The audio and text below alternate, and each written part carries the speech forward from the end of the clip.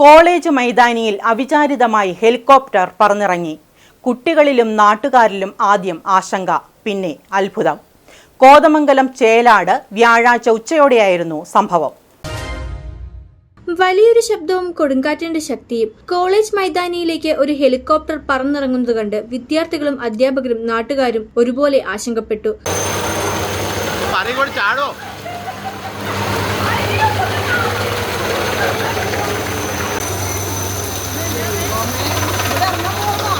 കാലാവസ്ഥ മോശമായിട്ടാ.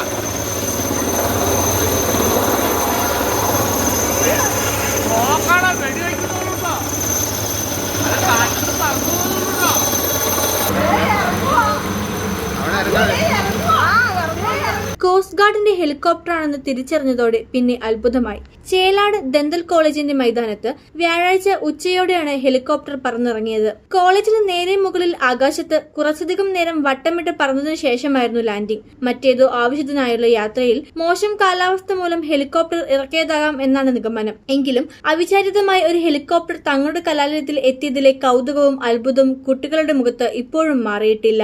News desk, media 60, Kothamangalam.